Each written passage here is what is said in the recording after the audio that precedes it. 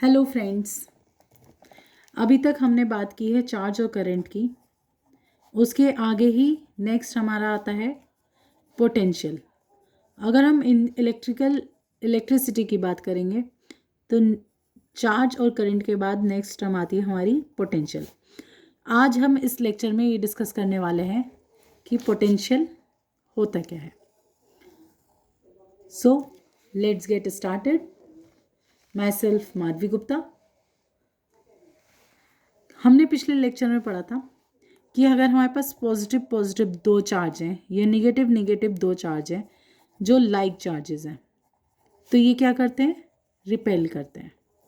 लेकिन अगर positive negative या निगेटिव पॉजिटिव जिसे हम बोलते हैं अनलाइक चार्जेस, तो ये हमें क्या करते हैं, अट्रैक्ट करते हैं।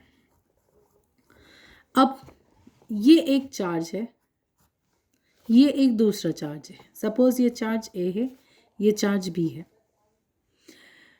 इस चार्ज के आसपास इसकी कुछ फील्ड होगी, इस चार्ज के आसपास कुछ फील्ड होगी, राइट। अब अगर हम इस चार्ज को, सपोज इन दोनों के बीच में डिस्टेंस है इन्फिनिटी, तो इन दोनों के बीच कोई ना अट्रैक्शन होगा ना रिपल्शन होगा। लेकिन अगर सपोज हम बी चार्ज को उठा के लाते हैं ए चार्ज में की तरफ, बी चार्ज को हम उठा के लाते हैं ए चार्ज की तरफ, और जो ए चार्ज की फील्ड है वो बी चार्ज को इन्फ्लुएंस करती है। अगर ये पॉजिटिव है और बी पॉजिटिव है तो ये दोनों क्या करेंगे, रिपेल करेंगे। लेकिन अगर ए पॉजिटिव है और बी निगेटिव है तो ये क्या करेंगे, अट्रैक्ट। तो पोटेंशियल हमारा बेसिकली क्या होता है, एक चार्ज को दूसरे चार्ज तक लाने में इन्फिनिटी से उस पॉइंट तक जो वर्क लगता है उसे हम बोलते हैं पोटेंशियल। क्लियर?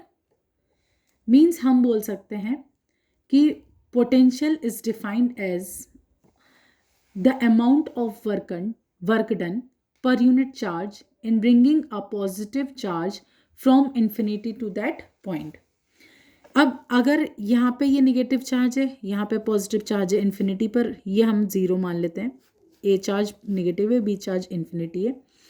इस बी चार्ज को हम इन्फिनिटी से लेकर आ रहे हैं इसके कांटेक्ट में, तो इसमें क्या फोर्स लगेगी, अट्रैक्शन। तो जो वर्क इसके द्वारा किया जाएगा, ये इसके द्वारा किया जाएगा इन दोनों को अट्रैक्ट करने के लिए, उसे हम बोलेंगे वर्क डन। अब हम देखते हैं कि पोटेंशियल का सिंबल क्या होता है। पोटेंशियल का हमारा सिंबल होता है V। पोटेंशियल का हमारा सिंबल क्या होता है, V। अब अगर हम बात करें, अगर हम पॉजिटिव चार्ज को लेकर आ रहे हैं पॉजिटिव चार्ज के पास, तो हमारी पोटेंशियल होता है पॉजिटिव क्योंकि रिपेल कर रहा है।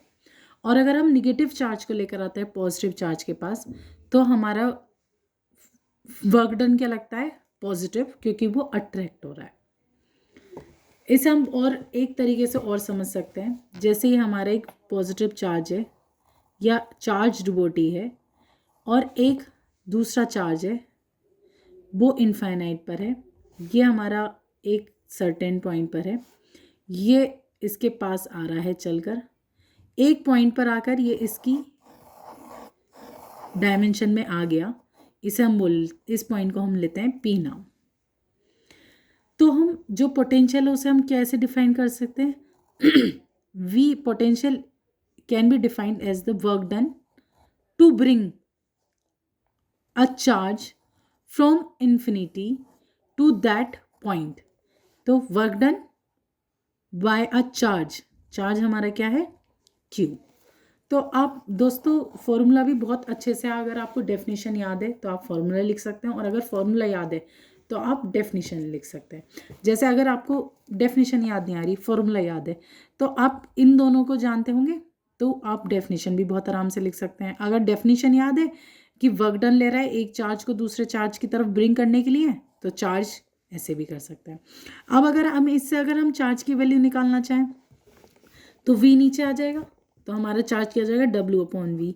अगर इससे हम वर्क डन निकालना चाहें तो QV। क्लियर?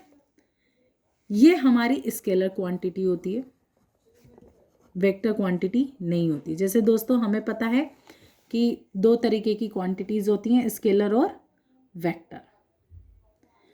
अब हम बात करते हैं इसकी यूनिट की। देखिए हमारे पास जो पोटेंशियल का फॉर्मूला था वो था W/V। W क्या था? Work done. वर्क डन किस में होता है? जूल में। और वर्क डन अपॉन चार्ज था। चार्ज की यूनिट मैंने पिछले लेक्चर में बताई थी, क्या थी? कॉलम। तो हमारे पास बोल्ट पोटेंशियल की यूनिट क्या होगी? कॉलम, जूल पर कॉलम, जिसे हम बोल देते हैं बोल्ट। इस पूरी यूनिट को हम बोल देते हैं बोल्ट। बोल्ट कैसे बोलते हैं? एक हमारे साइंटिस्ट थे एलेसैंड्रो बोल्टा, उनके ऑनर में हमने ये नाम लिखा है बोल्ट। अब अगर तुमसे कोई पूछे कि 1 बोल्ट समझाओ क्या होता है, तो 1 बोल्ट क्या होगा? मैंने पिछले लेक्चर में बताया था 1 work done upon 1 charge. It means 1 joule काम, 1 जूल यूज हुआ एक चार्ज को दूसरे चार्ज की तरफ लाने के लिए, इन्फिनिटी से दूसरे चार्ज तक लाने के लिए। और चार्ज क्या है हमारा? 1। 1 जूल यूज हुआ इन्फिनिटी से एक चार्ज तक, एक कॉलम चार्ज तक लाने के लिए। तो ऐसे आप डिफाइन भी कर सकते हैं किसी भी टर्म को। पिछले लेक्चर में भी मैंने आपको डेफिनेशंस बताई थी कैसे हम डिफाइन करते हैं। नेक्स्ट लेक्चर हम फिर एक और अलग से टर्म लाएंगे सिखाने के लिए, जो इलेक्ट्रिसिटी के लिए बहुत ज़्यादा फ़ायदेमंद है। ये सारे लेक्चर्स आप from class 6th to engineering level, application of physics, application of electrical engineering, वहाँ तक ये सारे आपके यूज़फुल हैं। तो आप इसे एक एक छोटा छोटा टॉपिक आप रोज़ाना देखकर समझ सकते हैं और ये आगे आपके काम आने वाले हैं बहुत ज़्यादा। आप यहीं आशा करती हूँ आप सब बहुत स्वस्थ होंगे, खुश होंगे। यहीं पर ही हम अपना लेक्चर समाप्त करते हैं। धन्यवाद।